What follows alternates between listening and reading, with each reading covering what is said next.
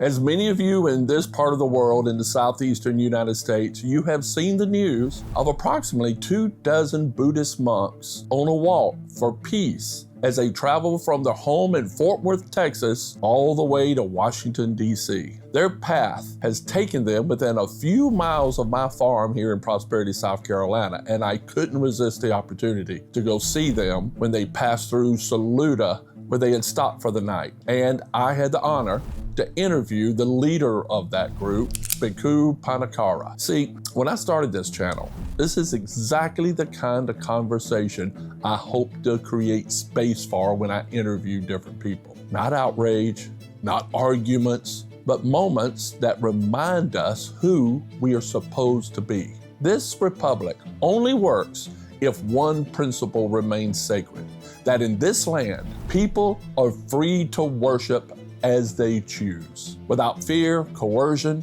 or judgment. America, whether some people like it or not, is a diverse nation. Different people, different traditions, different beliefs, but we share the same aspiration, to live as ourselves in freedom and to treat one another with dignity and loving intention.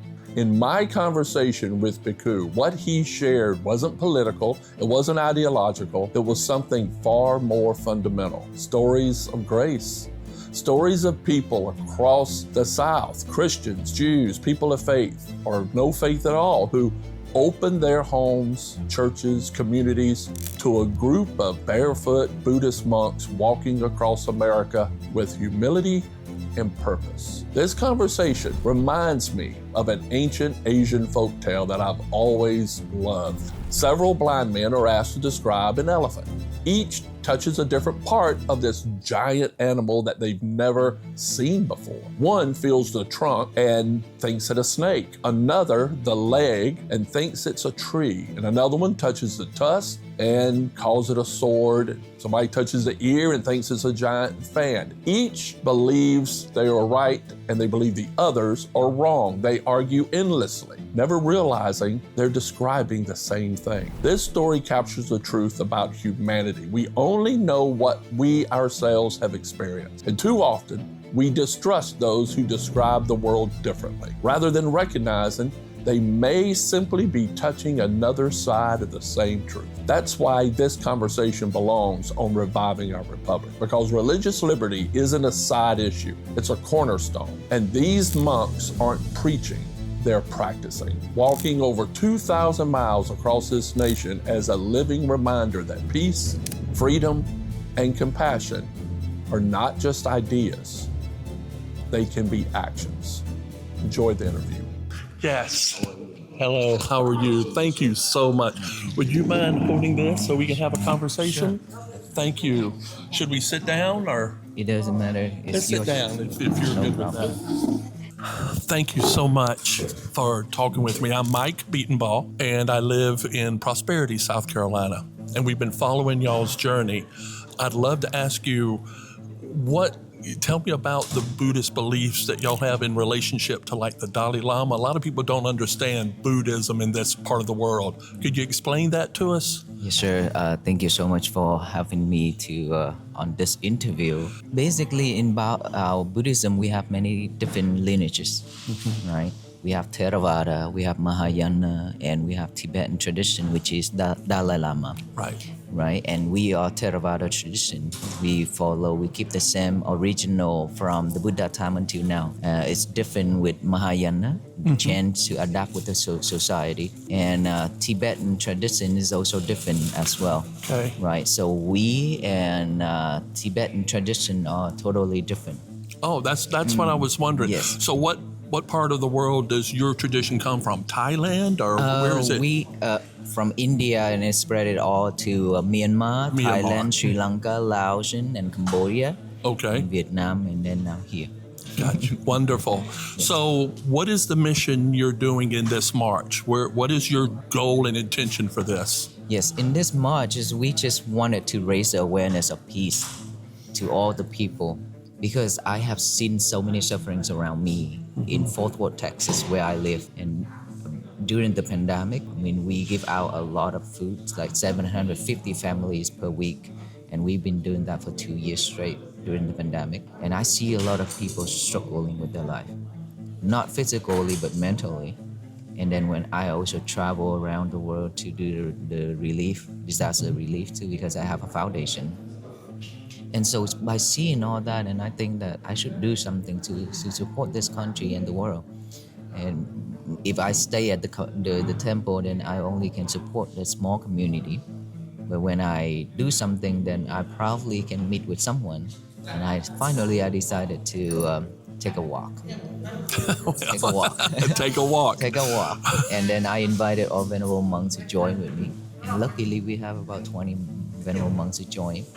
And so when we walk like that at the beginning, I just expected like whoever that we meet along the way, that we can just, if they can see us, they can pause for a moment and they can look back within them and they feel peace, they feel joy.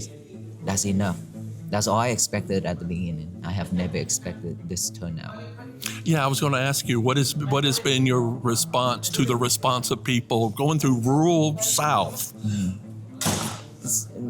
The response of the community is so overwhelmed. With all this love and support to us, I think that make me think that my choice to walk is not wrong. Good. I chose the right thing to do, because at least I can support somebody. And you feel embraced as you go through. I feel grateful because with all the people coming out because of the same mission together, we are looking and seeking for peace. So, and what is your goal once you reach Washington, D.C.? at this time right now, we are working on scheduling. So we don't have the final schedule in Washington, D.C. yet. Basically, we practice to do like day by day, and that is what we've been doing. And see what lays in your path, isn't it? So when you get there, will you have to fly back, or will you walk back, or how? Right now, we will probably go take bus back because initially we was gonna do round trip, walk, but then I realized that my the mapping that I made is totally wrong. It's 2,800 miles total for round trip, but my member caught me, and we found out that like 38 something miles, 3,800 miles something. So in May of this year, I have a international event in Fort Worth. Oh, so you're going to run out of time. I have to go back to prepare for that event. Gotcha.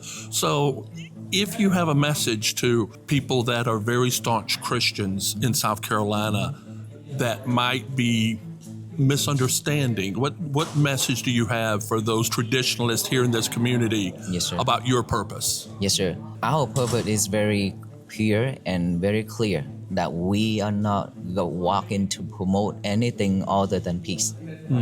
Loving kindness and compassion is really needed, and these are the things that all religions teach. And that I also I say all the religions in this world, I feel grateful because we have different kinds of religions that to serve all kind of people around the world, right? And so all the venerable, all the reverends, and all the gurus, all the teachers are teaching people how to live a better life, how to become a better person, a good person in this society. They are all teachings like that. Yeah. And nothing wrong with it. It's just that we, as a Buddhist monk, we walk on this because I wanted to do something also to test myself. I walk barefooted to bless test your myself. Heart. Yeah. To see how much I can stand with all these, stepping on nails and screw and glass and things like that, right? So we have never talked about anything about religions, purely mindfulness, purely compassion and loving kindness. So if everybody can just do the same thing together, to have a better day, as I say that every morning when we wake up, just write out the message, the statement, say, today is going to be my peaceful day. That's it. And then throughout the day, just work on it. And if we can throw that and we can spread that to the universe, I believe the whole world, all beings will receive the same message. Loving intention can do a lot, can't it? Yes, sir. It can. Definitely. I mean, as we can see so much, a lot of people here are not Buddhists. Right. And here now we are staying at the In a church. Baptist church here, which See, is wonderful. It's been like this, and I see that this is so beautiful. Yeah. This is really beautiful that all pastors and all venerable monks and we are together to do something for the people while they in need.